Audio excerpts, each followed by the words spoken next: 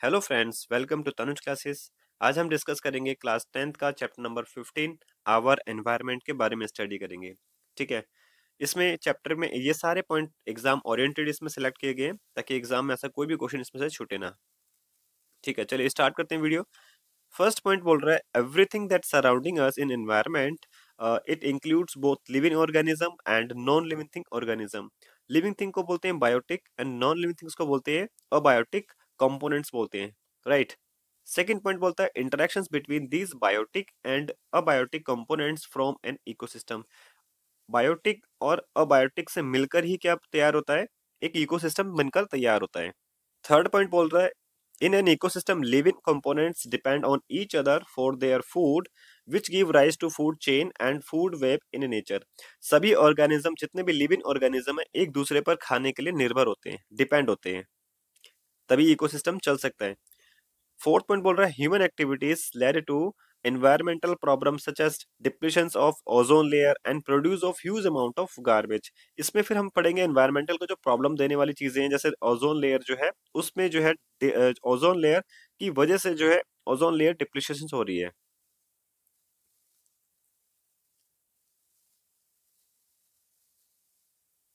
Fourth point बोल रहा है इसमें human activity led to environmental problem such as depletion of ozone layer and produce of huge amount of garbage.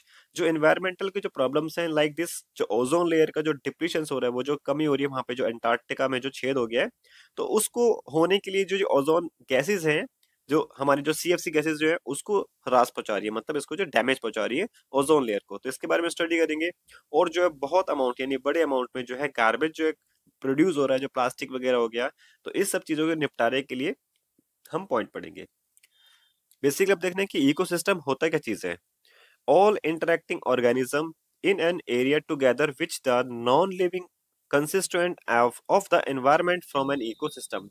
For example forest and pond. Ecosystem के अंदर जितने भी organism होते हैं, लिविंग ऑर्गेनिज्म होते हैं, वो नॉन लिविंग के साथ किस प्रकार से जब रहते हैं, तो उनके रहने के प्रोसेस को ही बोलते हैं इकोसिस्टम। क्योंकि दोनों के कॉम्बिनेशन से ही जो है लाइफ एग्जिस्ट कर सकती है, अदरवाइज लाइफ एग्जिस्ट नहीं कर सकती।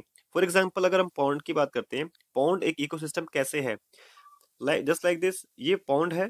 और पॉन्ड के अंदर देखो बेसिकली बायोटिक की हम बात करते हैं, यहाँ पे बायोटिक और यहाँ पर अबायोटिक। बायोटिक के अंदर हम जितने भी लिविंग ऑर्गेनिज्म है, मतलब एक्वेटिक एनिमल्स इसमें डाल सकते हैं, लाइक फ्रॉग वगैरह जो भी चीजें, यहाँ पर हो गया एक्वेटिक एनिमल्स हो गया। और अबायोटिक में क्या आ सकता है, सॉइल हो गया, वाटर, ठीक है, प्लांट्स हो गया। तो ये देखो इन सब चीजों से मिलकर बायोटिक और अबायोटिक से मिलकर क्या बनेगा, एक पूरा बनेगा इकोसिस्टम। देखो एक के बिना ही कोई भी चीज पॉसिबल नहीं है। अगर बात करें कि अगर एक्वेटिक ही सिर्फ सरवाइव करे तो ये पॉसिबल नहीं, क्योंकि इनको जो है वाटर भी चाहिए, प्लांट भी चाहिए, ठीक है। और अगर हम इसकी बात करें तो दोनों एक दूसरे पर डिपेंड होते हैं। तो यहाँ पर इकोसिस्टम जब बनता है जब बायोटिक और नॉन बायोटिक दोनों का कॉम्बिनेशन हो, जब दोनों एक साथ रहना स्टार्ट करें। ठीक है। टाइप ऑफ इकोसिस्टम, ये दो टाइप के इकोसिस्टम होते हैं। फर्स्ट इसका एग्जांपल है नेचुरल इकोसिस्टम। नेचुरल इकोसिस्टम वो इकोसिस्टम होते हैं, the ecosystem which exist in nature on it on. For example forest, lake, ocean, जो नेचुरली अवस्था में होते हैं, जो नेचुरली, फॉर एग्जांपल फॉरेस्ट को कोई इंसान नहीं बना सकता, लेक, ओशन तो जो ऑलरेडी नेचुरली बना होता है तो उसको बोलते हैं इकोसिस्टम, होता है वो नेचुरल इकोसिस्टम होता है। राइट। सेकंड है इसमें आर्टिफिशियल इकोसिस्टम, जिसको इंसान बनाती है। Man made ecosystem are called artificial ecosystem, like crop field हो गया, एक्वारियम हो गया, जो घरों के अंदर में एक्वारियम लगाते हैं जिससे मछली वगैरह घूमती है। तो ये जो है ह्यूमन, मतलब इसको इंसान बनाता है, तो इसको आर्टिफिशियल इकोसिस्टम बोला जाता है। गार्डन हो गया, ये भी जो है ह्यूमन है, ह्यूमन द्वारा बनाया गया है। अब जो कंपोनेंट ऑफ इकोसिस्टम, इकोसिस्टम में क्या क्या चीज कंपोनेंट इसके जो बता रखा है। फॉर एग्जाम्पल इकोसिस्टम बनने के लिए फर्स्ट है इसका अबायोटिक, नेक्स्ट है बायोटिक। दोनों के कॉम्बिनेशन से ही क्या मिलता है, इकोसिस्टम बनकर तैयार होता है। यहाँ ये ध्यान रख लीजिएगा, जितने भी जो अबायोटिक मतलब ये नॉन लिविंग ऑर्गेनिज्म है, for example air, water, land. दूसरी तरफ बात करें बायोटिक क्या चीज होता है, जिसमें लिविंग ऑर्गेनिज्म होता है, लाइक एनिमल्स हो गया, प्लांट्स हो गए, ये सारे बायोटिक में आता है। तो बायोटिक और नॉन बायोटिक यानी इन दोनों के कॉम्बिनेशन से ही क्या मिलकर तैयार होता है, एक इकोसिस्टम बनकर तैयार होता है। अब हम बात करते हैं बायोटिक की। बायोटिक के अंदर जो है कितने टाइप के होते हैं, मतलब इससे ये जो लिविंग ऑर्गेनिज्म है ये कैसे एक दूसरे पर डिपेंड होते हैं।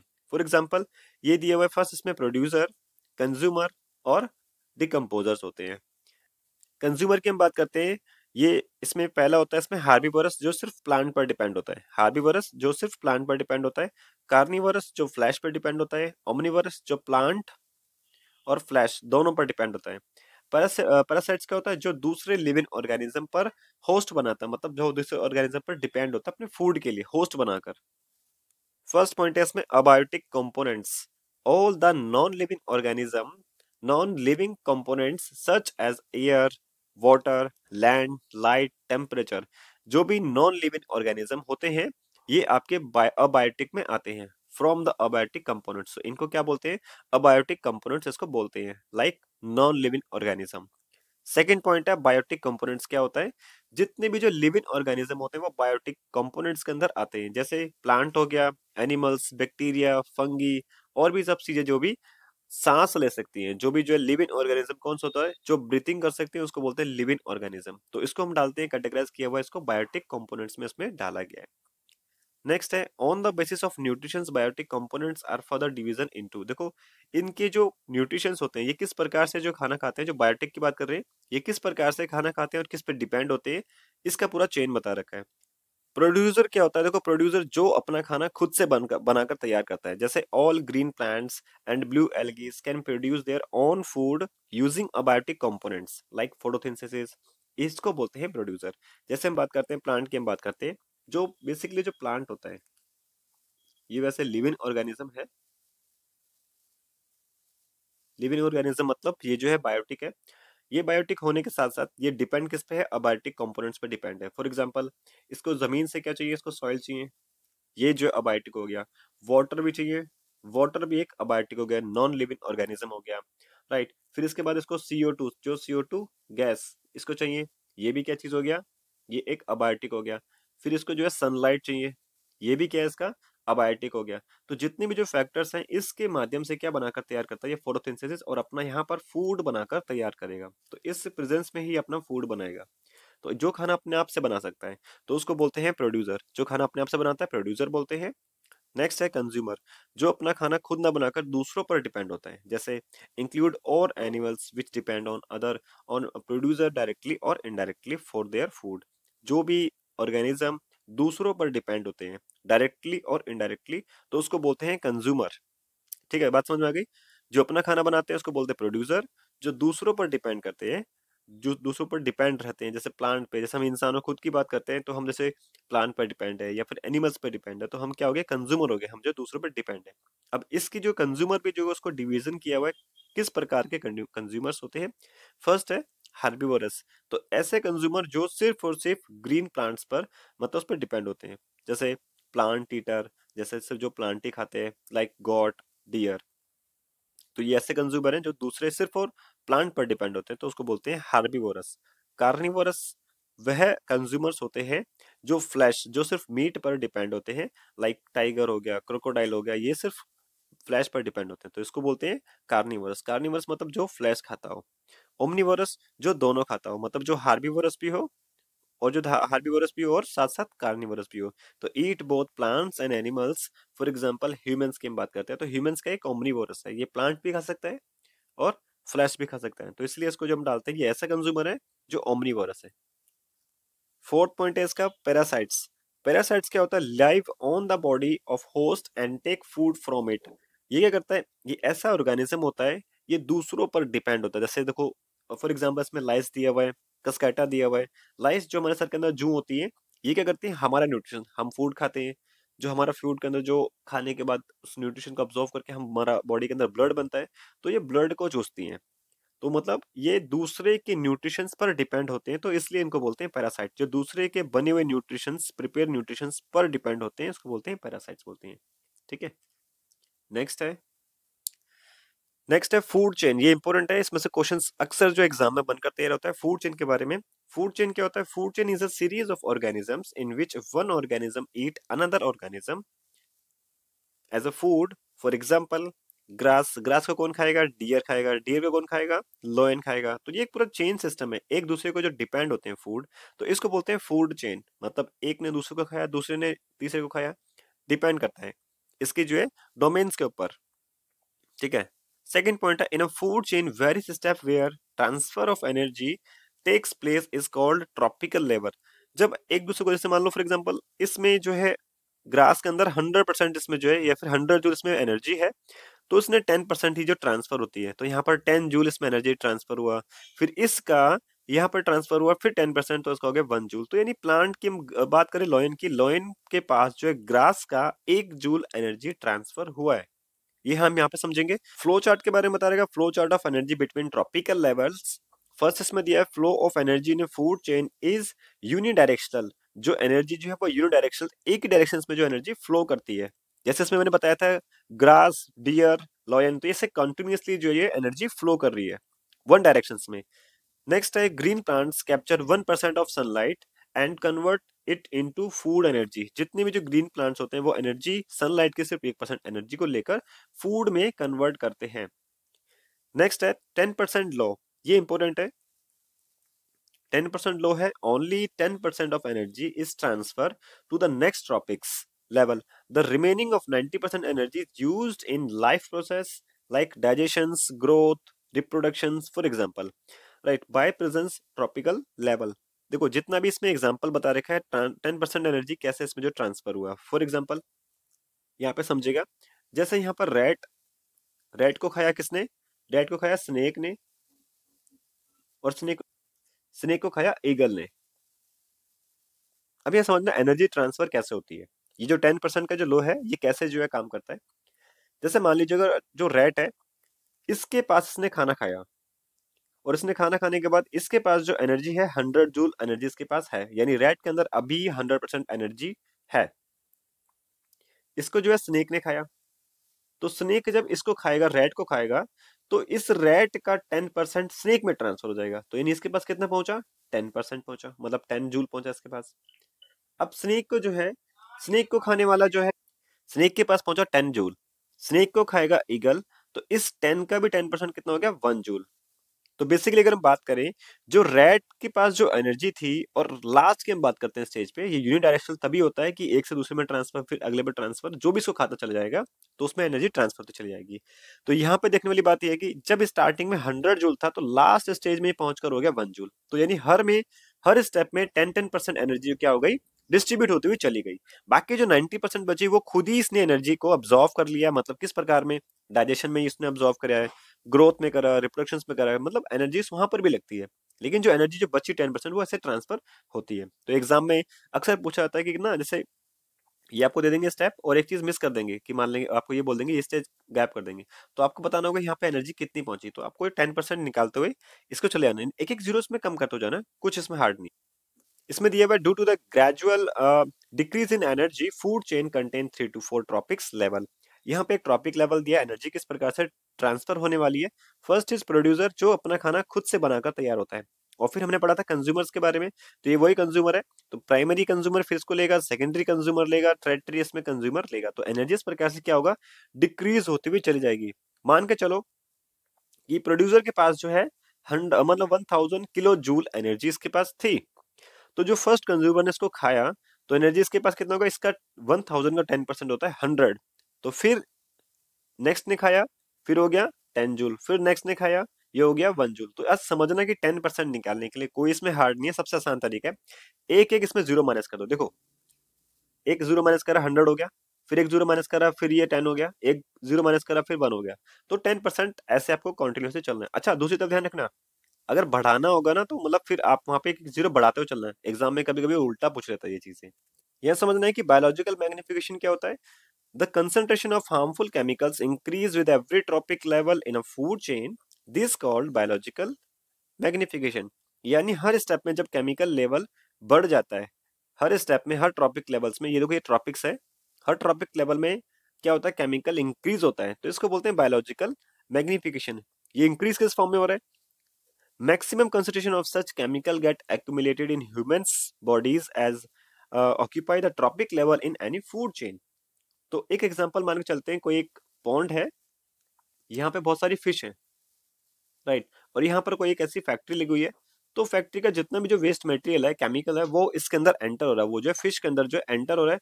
तो जो इसका केमिकल है फिश के अंदर एंटर होगा, तो ऐसी सभी जितनी भी जो फिशेज हैं, सभी फिश के अंदर केमिकल्स में एंटर होगा। अगर इसको कोई भी खाता है, मान लो इन छोटी फिशों को अगर बड़ी फिश आके खाती है, मान लो इस छोटी फिश को अगर आके बड़ी फिश खाती है, तो ये जो ट्रांसफर हुआ, ये जो केमिकल जो इसके अंदर इंक्रीज हुआ, देखो दो फिशों का इसके अंदर केमिकल इंक्रीज हुआ। अब इस छोटी यानी इस मीडियम वाली फिश को अगर और कोई बड़ी फिश आके इसको खा लेती है, तो इसका जितना भी केमिकल है वो उसके अंदर ट्रांसफर हो गया। समझ रहे हो? तो इसी का मतलब बायोलॉजिकल मैग्निफिकेशन मतलब है कि जो केमिकल जो ट्रांसफर हो रहा है, वो जितने नंबर ऑफ आवर्स में फिश खाना स्टार्ट किया, उतना मात्रा में केमिकल एंटर होना स्टार्ट किया। ठीक है, इसी को समझेंगे फूड वेब चेन क्या चीज होता है, ये इंपॉर्टेंट है। Food web chain in nature large number of food chain are interconnected form a food web. जितने भी जो इसमें स्टेप दिख रही है सारे एक दूसरे पर डिपेंड होते हैं। अगर मैं एक की किसी की बात करता हूँ, फॉर एग्जांपल ईगल की बात करते हैं, देखो ईगल जो है रैबिट पे डिपेंड है, और रैबिट जो है प्लांट पे डिपेंड है। या फिर ईगल जो है माइस पे डिपेंड है, और माइस जो है इस पे प्लांट पे डिपेंड है। माइस मतलब चूहा। और इसके ईगल की बात करते हैं, ईगल जो है स्नेक पे डिपेंड है, और स्नेक जो है फ्रॉग पे डिपेंड है, फ्रॉग ग्रास ऊपर पे डिपेंड है, और ग्रास ऊपर प्लांट पे डिपेंड है। मतलब कोई भी आप चेन उठा के देख लो, सब एक दूसरे पे डिपेंड है। या फिर इसके ले लो स्नेक, स्नेक जो है चूहे पे डिपेंड है, और चूहा जो है प्लांट पे डिपेंड है। तो जितना भी सब चीजें जो चेन बना हुआ है, ये जो फूड वेब बना हुआ है, देखो उसको बोलते हैं फूड का वेब है ये। इसमें क्या एक दूसरे पे सारे ऑर्गेनिज्म डिपेंड होते हैं। ठीक है, इसी को बोलते हैं फूड वेब चेन बोलते हैं। नेक्स्ट पॉइंट है इसके अंदर environmental problems. Change in the environmental effect us and our activities change the environmental around us. Human activity led to pollution, जितना भी ह्यूमंस की वजह से। नेक्स्ट पॉइंट है एनवायरमेंटल, नेक्स्ट पॉइंट है environmental problems. Change in the environmental effects us and our activity change the environmental around us. Human activities led to pollutions and deforestation. जो environmental problems है, like जो pollution है, वो environmental problems है, ये human activity के द्वारा हो रही है। और डिफोरेस्टेशन, जो पेड़ों का काटना हो रहा है, ये भी जो एक एनवायरमेंटल बहुत बड़ी प्रॉब्लम्स है, क्योंकि ज्यादा पेड़ कटेंगे तो जितने भी जो एनिमल शेल्टर है, ये सारे खत्म होते हुए चले जाएंगे। ठीक है, जो फूड वेब पे बहुत इफेक्ट पड़ता है इन चीजों का, पूरा एनवायरमेंटल पे पूरा इफेक्ट पड़ता है, बायोटिक और नॉन बायोटिक।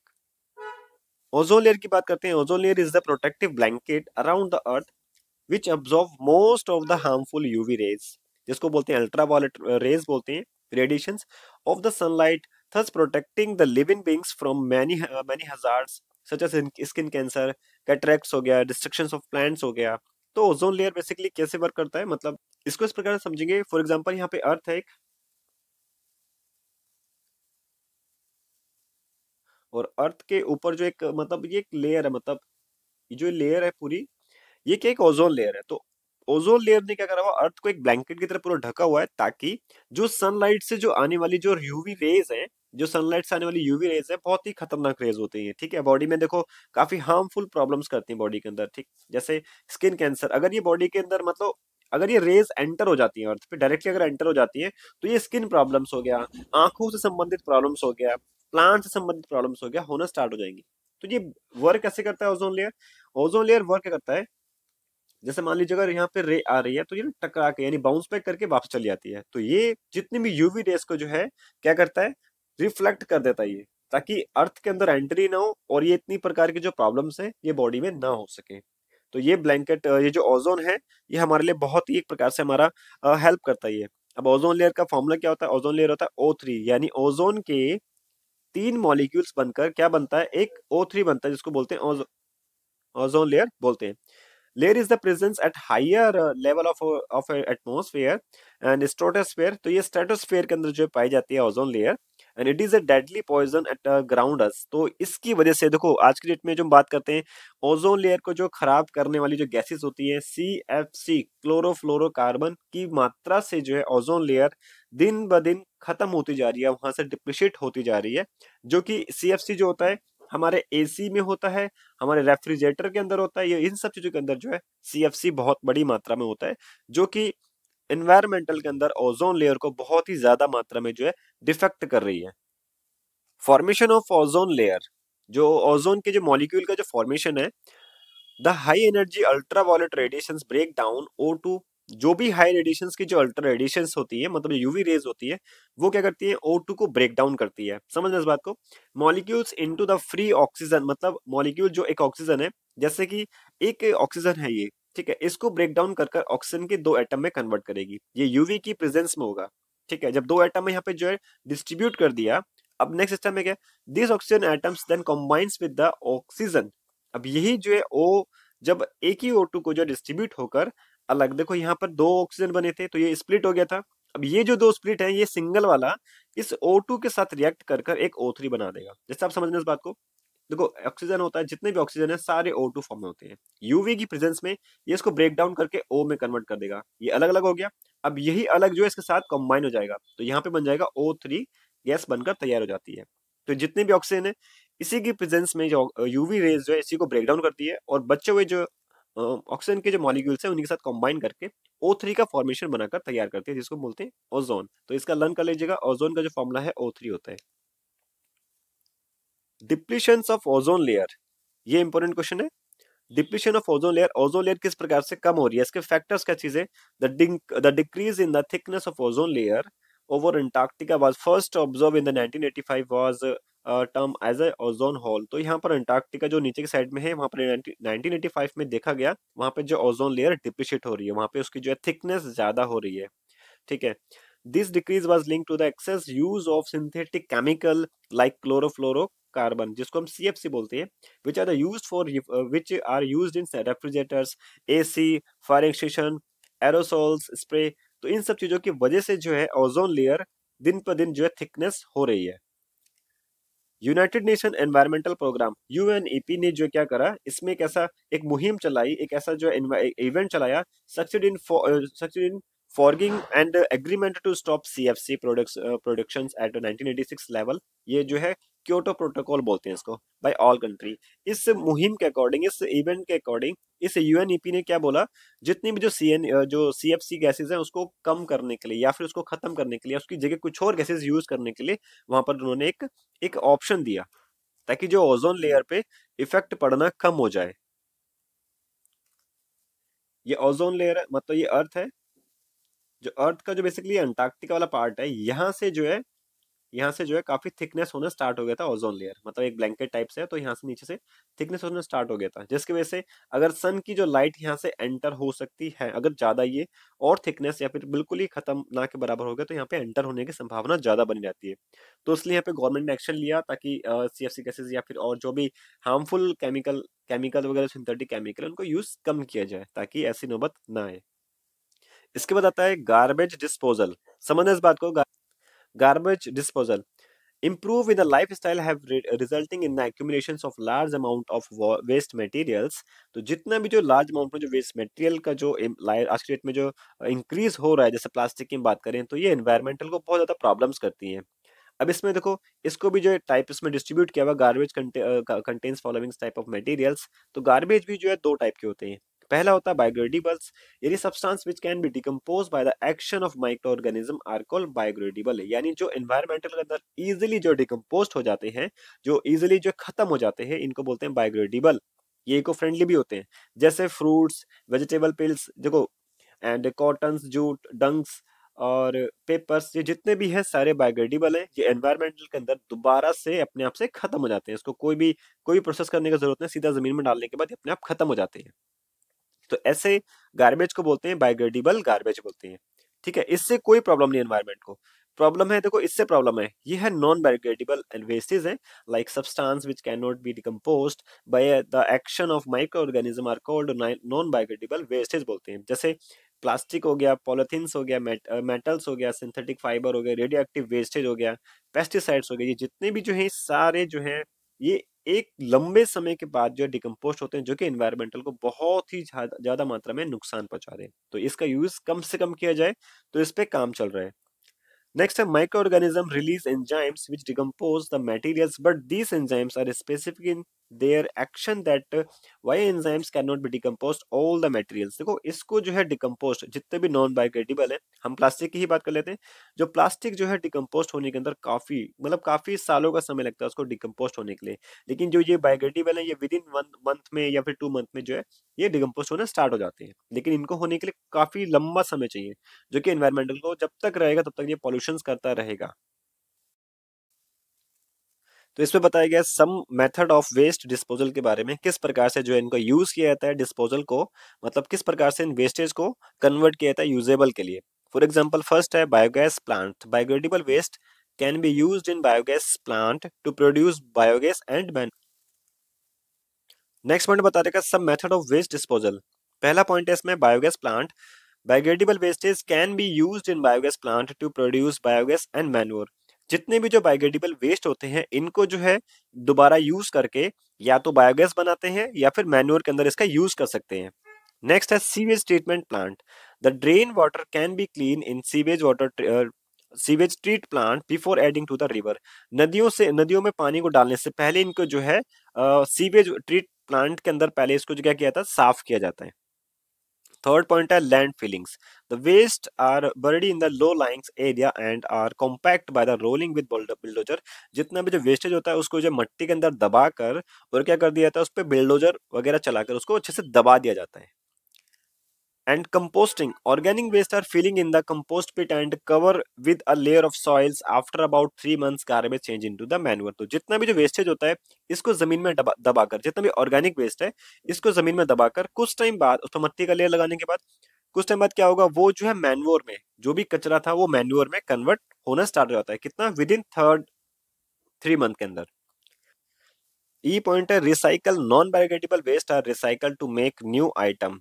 जितने नॉन बायोडिग्रेडेबल वेस्टेज हैं कोशिश मतलब उसको करना होता है कि रिसाइकल, उसको दोबारा से बनाना, नया ना यूज करके उसको दोबारा से बनाने की कोशिश करना। जैसे मान लो प्लास्टिक है, कोई प्लास्टिक के यहाँ पे मान लो एक प्रकार से बोतल है और बोतल एक बार बन चुका, तो ये नहीं कि मतलब और नया प्लास्टिक बनाए, बल्कि कोशिश करना चाहिए कि इस प्लास्टिक को दोबारा मेल्ट करके उसी का कोई यूज कर लिया जाए। तो ये आपका आएगा रिसाइकल में आएगा। एंड रीयूज में क्या आता है, it is convention technique to use an item again. Newspaper for making a envelope. जैसे मान लो पेपर होते हैं, जैसे पेपर होते हैं जो हम कॉपी वगैरह के अंदर यूज करते हैं पेपर। अब इसको क्या करेंगे, ये पूरा खत्म नहीं होगा, इसको इसको कॉपी के पेजेस को गलाकर अब नेक्स्ट टाइम में क्या होगा, उसका ना थोड़ा सा शाइनेस कम हो जाएगी इसकी, मतलब थोड़ा मतलब काले काले रंग हुआ तो उसको हम क्या करेंगे रफ रजिस्टर में कन्वर्ट कर देंगे। अगर ज्यादा काला हो रहा है तो फिर उसको हम जो है न्यूज़पेपर वगैरह में यूज कर देंगे। तो उसी को रीयूज करना, उसी कागज को जो कागज था उसको दोबारा यूज करना, जिससे क्या है कम मात्रा में यानी कम लागत में या फिर ज्यादा पेड़ों की कटिंग ना हो, तो इसलिए पेड़ों को मतलब एक पेजी को क्या करेंगे हम दोबारा यूज कर सकते हैं। इसी टॉपिक के साथ हमारा चैप्टर कंप्लीट होता है। किसी को भी अगर कोई डाउट है तो आप कमेंट करके प्लीज आप पूछ सकते हैं। और वीडियो पसंद आई हो तो लाइक करें, अपने दोस्तों में शेयर करें, और ताकि आपको आने वाली वीडियो का नोटिफिकेशन सबसे पहले पहुंच सके। Thank you so much.